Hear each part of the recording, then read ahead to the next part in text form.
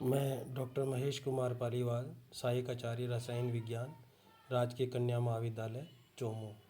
बच्चों, जैसा मैंने आपको पिछली क्लास में बताया था कि हम सेकेंड ईयर का जो केमिकल इक्विलिब्रियम है उसके नेक्स्ट टॉपिक में हम रासायनिक साम्य स्थिरांक को प्रभावित करने वाले कारक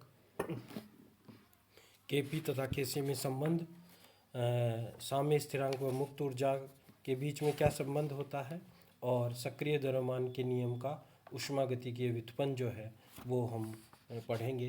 तो आज हम स्टार्ट करते हैं साम्य स्थिरांक को प्रभावित करने वाले कारक कौन कौन से होते हैं। देखिए, साम्य स्थिरांक को प्रभावित करने वाले मुख्य रूप से कारक कौन कौन से होते हैं। मैंने साम्य स्थिरांक आपको बताया था, केपी और केसी जो है वो साम्य स्थिरांक होते हैं।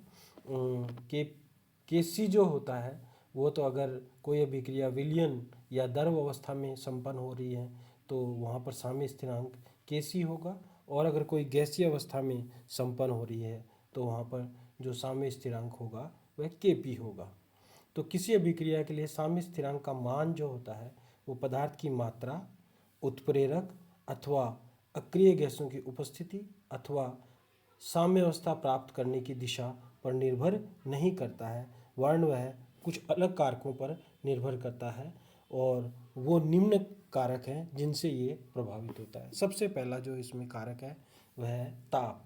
यदि किसी अभिक्रिया का वेग ताप से प्रभावित होता है, एक उत्क्रमणीय अभिक्रिया की अग्र व प्रति अभिक्रिया का वेग चूंकि ताप पर भिन्न भिन्न प्रभाव पड़ता है या ताप का भिन्न भिन्न प्रभाव पड़ता है, अतः ताप व परिवर्तन से साम्य स्थिरांक का मान भी परिवर्तित होगा। क्योंकि अग्र अभिक्रिया के लिए अगर हम कोई ताप बढ़ाते हैं या कम करते हैं तो उसका जो है उत्पाद ज़्यादा बनते हैं या कम बनते हैं। उसी प्रकार से अगर ताप बढ़ाने से या घटाने से उत्पाद से अभिकारक के अणुओं की संख्या या उसके मोलों पर अगर कोई प्रभाव पड़ता है तो निश्चित रूप से जो साम्य स्थिरांक होगा, यानी कि केसी और केबी जो है वह अगर प्रभावित होता है तो केसी भी प्रभावित होगा। कि यहाँ पर के एफ जो मैंने आपको बताया था वो फॉरवर्ड डायरेक्शन के लिए साम्य स्थिरांक है, के बी जो है वो बैकवर्ड डायरेक्शन इसके लिए साम्य स्थिरांक है, और इन दोनों का जो अनुपात होता है वह केसी होता है जो इक्विलिब्रियम या साम्य स्थिरांक कहलाता है विलयन अवस्था में या द्रव्य अवस्था में। दूसरा जो है साम्य स्थिरांक को प्रभावित करने वाला कारक जो है वो अभिक्रिया को प्रदर्शित करने की विधि, कि उसको कैसे प्रदर्शित किया गया है। जैसे एक अभिक्रिया है, उसको ए प्लस बी और से सी डी बनने के लिए हमने रखा है के सी बराबर हो जाएगा सी व डी का सांद्रता का गुणनफल बटावा ए व बी की सांद्रता का गुणनफल। जबकि जो उल्टी प्रतीप अभिक्रिया है सी डी से ए बी बनने के लिए हमारे पास उल्टा हो जाएगा, के सी डैश होगा इसके लिए, और वहाँ पर होगा ए बी की सांद्रता का गुणनफल बटावा सी डी की सांद्रता का गुणनफल।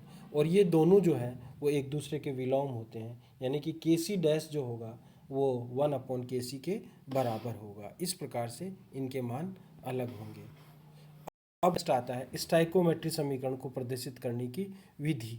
स्टाइकोमेट्री समीकरण को कैसे प्रदर्शित करते हैं उससे भी साम्य स्थिरांक प्रभावित होता है। जैसे हमारे पास एक समीकरण है N2 + O2, इससे 2NO बना, और इसको अगर अपन ऐसे प्रदर्शित करें तो हमारे पास वैल्यू जो होगी वो K बराबर NO⁴ हो जाएगा। अगर अपन इसको ऐसे भी प्रदर्शित कर सकते हैं कि कैसे, ½ N2 + ½ O2, इससे NO बना तो हमारे पास K डैश हो जाएगा, वो हो जाएगा NO/N2⁻½ अब देखिए, अब इसमें संबंध क्या हो जाएगा, K और K डैश में जो दोनों हैं वो एक दूसरे से संबंधित हो जाएंगे। K जो है वो √K डैश के बराबर हो जाएगा, तो वैल्यू चेंज हो गई। इस प्रकार से साम्य स्थिरांक की वैल्यू, इसको स्टाइकोमेट्री को समीकरण प्रदर्शित करने से वैल्यू चेंज हो सकती है। चौथा जो है वो यौगिकों की मात्रा को प्रदर्शित करने की विधि। किसी अभिक्रिया में अभिकारकों की मात्रा जो है मोल प्रति लीटर में प्रदर्शित किया गया रूप में, इस बात पर भी साम्य स्थिरांक का मान निर्भर करता है। जैसे A + B से C + D बना तो Kc जो हो जाएगा वो CD की मोलर सांद्रता बटा हुआ AB की मोलर सांद्रता का गुणनफल हो जाएगा विलयन अवस्था में, तथा KP जो हो जाएगा वो CD के आंशिक दाब का गुणनफल बटा हुआ A और B के आंशिक दाब का गुणनफल, ये जो हो जाएगा वो KP के मान के बराबर होगा। इस प्रकार से ये मुख्य कुछ कारक हैं जिनसे साम्य स्थिरांक प्रभावित होता है या साम्य स्थिरांक की मान परिवर्तित होता है। अब हम बात करते हैं KP व KC में संबंध। ये बहुत बार पूछा जाता है इस चैप्टर में, और हम इसको 11वीं क्लास से पढ़ते आ रहे हैं। आजकल तो इसको 9th क्लास से ही पढ़ाने लग गए, तो बहुत कोई इसमें ज़्यादा विशेष बात नहीं है, पर इसमें एक छोटी सी बात है, उसको अपने को ध्यान रखना है। देखिए, KC और KP में संबंध बताने के लिए हम एक सामान्य अभिक्रिया को निम्न प्रकार से प्रदर्शित करते हैं, जिसमें अभिकारक A के N1 मोल है, अभिकारक B के N2 मोल है। उससे हमारे को उत्पाद C बनता है जिसके M1 मोल बनते हैं, और उत्पाद D के M2 मोल बनते हैं या अणु बनते हैं, यूँ मान लो आप। तो हमारे पास KC जो हो जाएगा वो साम्य स्थिरांक जो हो जाएगा वो हो जाएगा, क्या हो जाएगा, उत्पाद की सांद्रताओं का गुणनफल बटावा अभिकारकों की सांद्रताओं का गुणनफल। तो KC जो है वो किसके बराबर हो जाएगा, C की सांद्रता की पावर M1 अपॉन D की मोलर सांद्रता का पावर M2 अपॉन A की मोलर सांद्रता की पावर N1 और B की मोलर सांद्रता की पावर N2। अब इसको अपन ऐसे भी व्यक्त कर सकते हैं, KC बराबर C की पावर M1 CD की पावर M2 अपॉन CA की पावर N1 इंटू CB की पावर N2। क्योंकि जो बड़ा ब्रैकेट है वो मैं पहले ही बता चुका हूँ मोलर सांद्रता को प्रदर्शित करता है। और हम KP को जो है आंशिक दाब के रूप में अगर व्यक्त करें तो KP बराबर हो जाएगा C का आंशिक दाब की पावर M1 D की आंशिक दाब का पावर M2 अपॉन A के आंशिक दाब की पावर N1 अपॉन B के आंशिक दाब की पावर N2। अब देखिए, हम जानते हैं आदर्श गैस समीकरण के लिए क्या होता है, PV = nRT होता है। अगर हम V को दूसरी तरफ ले जाएंगे तो हमारे पास हो जाएगा P बराबर N/V इंटू RT, जहाँ पर P = CRT हो जाएगा, क्योंकि N/V जो है वो C के बराबर होता है, मोलर सांद्रता के बराबर होता है। अब P का मान समीकरण 2 में रखने पर, हम समीकरण 2 में P का मान रखेंगे तो हमारे पास KP बराबर हो जाएगा C की पावर M1 इंटू RT की पावर M1 इंटू CD की पावर M2 इंटू RT की पावर M2 अपॉन CA की पावर N1 इंटू RT की पावर N1 इंटू CB की पावर N2 इंटू RT की पावर N2, ये हो जाएगा। अब देखिए, हम इनको सेपरेट कर सकते हैं, सांद्रता की टर्म अलग कर लेते हैं और RT की टर्म अलग कर लेते हैं। तो हमारे पास जो फॉर्मूला आ जाएगा या जो हमारे पास इक्वेशन आ जाएगा वो ये आएगा, क्या आएगा, KP बराबर C की पावर M1 इंटू CD की पावर M2 अपॉन CA की पावर N1 इंटू CB की power N2 into RT M1 plus M2 minus N1 plus N2। अब अपन इसको ऐसे लिख सकते हैं, क्या लिख सकते हैं, KP बराबर, क्योंकि जो ये पार्ट जो है वो पूरा का पूरा क्या है, KC के बराबर है। किसके बराबर है, KC के बराबर है। तो हमारे पास KC आ जाएगा, तो KC जो है वो ये हो जाएगा, तो KP बराबर KC RT into delta N, जहाँ पर डेल्टा N जो है वो M1 plus M2 minus N1 plus N2 के बराबर होगा, अर्थात डेल्टा N जो है वो उत्पाद व क्रियाकार के अणुओं की संख्या का अंतर है। अब देखिए, हम इससे क्या इंटरप्रेट कर सकते हैं, हम इससे ये इंटरप्रेट कर सकते हैं, यदि किसी गैसीय अभिक्रिया में क्रियाकारक अथवा उत्पाद अणुओं की संख्या बराबर हो, यानी डेल्टा N बराबर 0 हो जाएगा, उस स्थिति में KP जो है वो KC हो जाएगा। KP जो है वो KC के बराबर होगा। जैसे आप ले सकते हो H2 प्लस I2 जो है वो 2HI के बराबर होगा। यदि किसी गैसीय अभिक्रिया में उत्पाद के अणुओं की संख्या क्रियाकारक अणुओं की संख्या से कम हो तो ऐसी स्थिति में डेल्टा N का मान ऋणात्मक होगा, जैसे नीचे दिए गए उदाहरण में है। डेल्टा N जो है वो 2 - 4 बराबर -2 हो जाएगा, और इस स्थिति में जो होगा वो KP का मान जो है वो KC से कम हो जाएगा, अर्थात KP > Kc। उदाहरण के लिए N2 + 3H2 = 2NH3। इसमें उत्पाद यानी अमोनिया के 2 अणु बनते हैं, जबकि N2 और 3H2 के टोटल जो है वो 4 अणु पार्टिसिपेट करते हैं। यदि किसी गैसीय अभिक्रिया में उत्पाद के अणुओं की संख्या क्रियाकारक के अणुओं की संख्या से अधिक हो, ऐसी स्थिति में डेल्टा एन का मान धनात्मक होगा। जैसा हमने उदाहरण में बताया हुआ, PCl5 से PCl3 + Cl2 बनता है, जिसमें PCl का तो एक ही मोल पार्टिसिपेट कर रहा है, जबकि PCl3 व Cl2 के 2 मोल बन रहे हैं। तो हमारे पास जो डेल्टा एन हो जाएगा वो +1 हो जाएगा, यानी डेल्टा एन = 2 - 1 बराबर +1 हो जाएगा। उस स्थिति में हमारे पास Kp का मान Kc से अधिक हो जाएगा, अर्थात Kp > Kc। अब हम उपरोक्त जो बात है उसको संक्षेप में लिख सकते हैं। Kp जो है वो Kc के बराबर तब होगा जब डेल्टा एन का मान 0 हो, और Kp जो है वो Kc से कम तब होगा जब डेल्टा एन का मान ऋणात्मक संख्या में हो।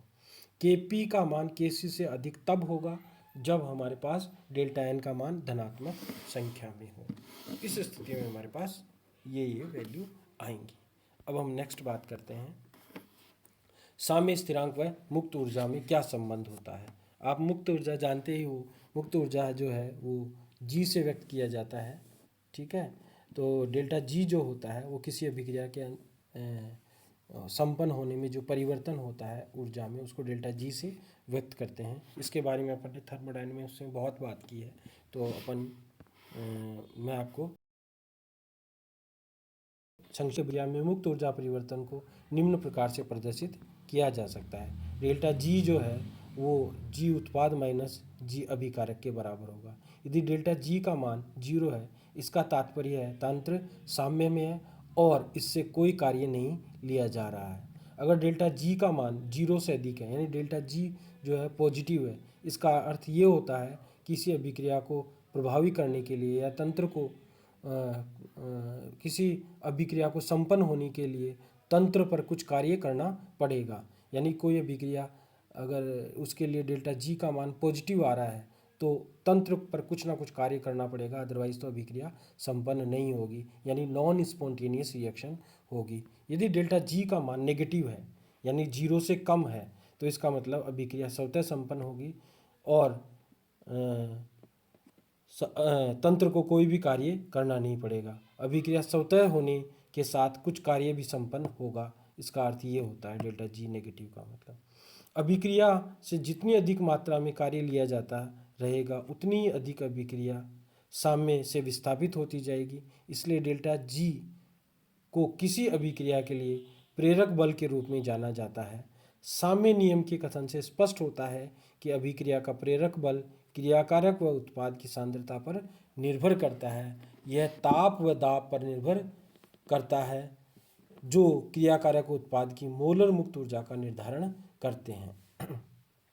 अब देखिए, हमारे पास 2 परिस्थितियां हैं। यदि कोई अभिक्रिया स्थिर ताप पर संपन्न हो रही है और स्थिर आयतन पर संपन्न हो रही है, तो हम उसके लिए अलग अलग वैल्यू बताते हैं, या उसके लिए मुक्त ऊर्जा का मान जो है वो अलग अलग तरीके से बताते हैं। यदि अभिक्रिया स्थिर ताप पर किसी ताप स्थापी में संपन्न कराया जाए तो -ΔG = -ΔH + T∆S के बराबर होगा, समीकरण 1 में जो बताया गया है। समीकरण 1 का पहला पद -ΔH स्थिर दाब पर अभिक्रिया ऊष्मा को दर्शाता है, जबकि इसका दूसरा पद T∆S उस ऊष्मा की मात्रा को दर्शाता है जो उत्क्रमणीय ढंग से अभिक्रिया संपन्न होने में मुक्त होती है।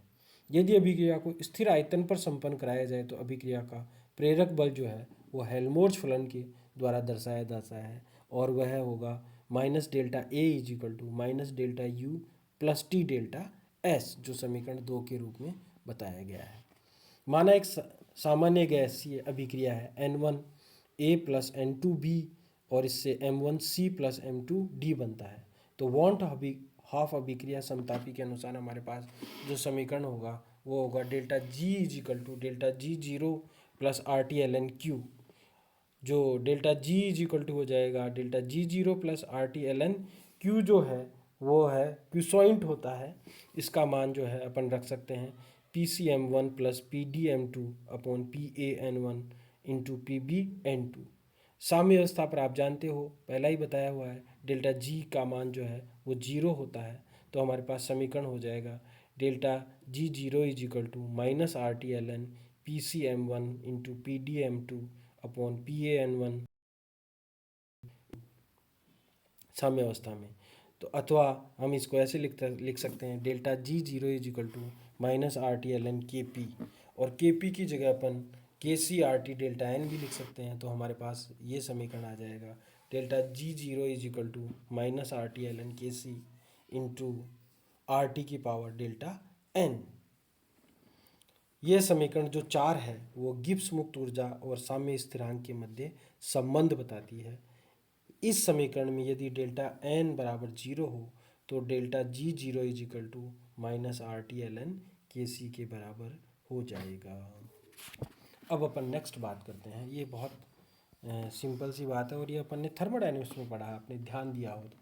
सक्रिय द्रव्यमान के नियम का उष्मागतिकीय व्युत्पन्न, derivation, thermodynamic derivation of law of mass action. तो हम बात करते हैं क्या है, निम्न समीकरण पे हम कुछ पुनः विचार करते हैं। हमने वो समीकरण ली है जिसमें अभिकारक ए व बी के क्रमशः N1 व N2 मोल पार्टिसिपेट कर रहे हैं, जबकि उत्पाद सी व डी के M1 व M2 बनते हैं। माना अभिक्रिया प्रारंभ में ए व बी की सक्रियता क्रमशः ए और ए बी है, और अभिक्रिया के अंत में सी व डी की सक्रियता क्रमशः ए सी व ए डी है। तब ताप T पर इन पदार्थों की मुक्त ऊर्जा निम्न प्रकार से होगी। पहले जो हमने बताया उस हिसाब से होगी।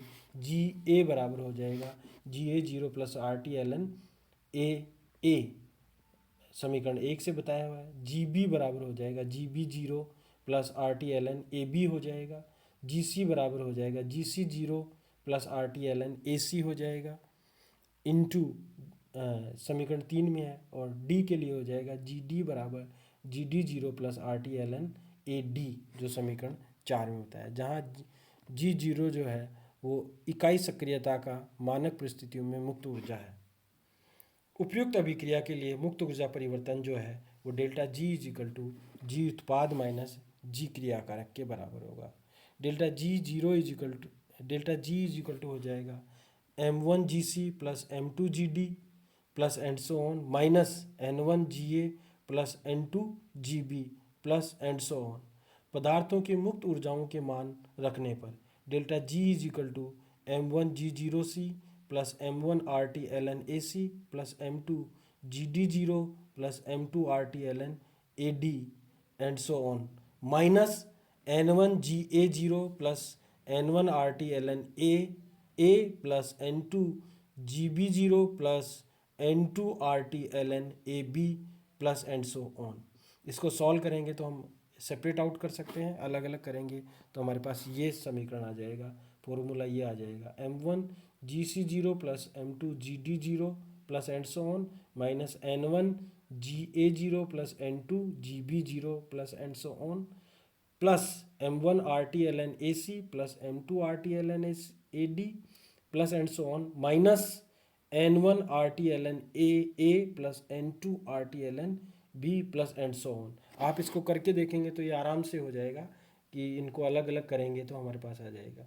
अब हम इसको ऐसे लिख सकते हैं delta G is equal to हो जाएगा M1 GC0 plus M2 GD0 plus and so on minus N1 GA0 plus N2 GB0 plus and so on plus RT LN AC M1 plus AD M2 upon AA N1 plus AB N2। Delta G is equal to हो जाएगा delta G zero plus R T L N A C M one plus A D M two upon A N one into A B N two, जो समीकरण 6 में बताया गया है। साम्य अवस्था में डेल्टा जी बराबर 0 होता है, अतः हमारे पास delta G zero is equal to हो जाएगा minus R T L N A C M one into A D M two upon A N one into A B N two, जो समीकरण 7 द्वारा बताया गया है। क्योंकि दिए गए ताप पर मुक्त ऊर्जा डेल्टा जी का मान स्थिरांक होता है, अतः हमारे पास A C into M one into A D M two upon A N one into A B N two बराबर के हो जाएगा, जहाँ के एक साम्य स्थिरांक है। यदि क्रियाकारक और उत्पाद आदर्श गैस हो तो उनकी सक्रियता उनकी सांद्रता के बराबर होगी। अतः उस स्थिति में A बराबर एफ सी होगा और F का मान अगर 1 है तो A बराबर 1 इंटू सी, या फिर A जो है वो C के बराबर होगा। तो अपन जो है ऊपर वाली समीकरण को ऐसे लिख सकते हैं, A की जगह C लिख सकते हैं, सी की power m1 into C D की power m2 upon C A की power n1 into C B की पावर n2, और वह Kc के बराबर होगा। और यही सक्रिय द्रव्यमान का नियम है। इस प्रकार से अपन सक्रिय द्रव्यमान के नियम का थर्मोडायनेमिक डेरिवेशन कर सकते हैं, और यही उसका थर्मोडायनेमिक। अब नेक्स्ट जो क्लास होगी उसमें हम ली चैटलियर्स का प्रिंसिपल पढ़ेंगे, लासा अटैलिए का नियम पढ़ेंगे, और रिएक्शन आइसोथर्म, रिएक्शन आइसोकोर, और क्लेपेरॉन इक्वेशन, क्लॉसियस क्लेपेरॉन इक्वेशन पढ़ेंगे नेक्स्ट क्लास में। तो ये मेरे हिसाब से जो है वो नेक्स्ट 2 क्लासेस में या 3 क्लासेस में चैप्टर पूरा हो जाएगा, फिर अपन नेक्स्ट यूनिट करेंगे। धन्यवाद।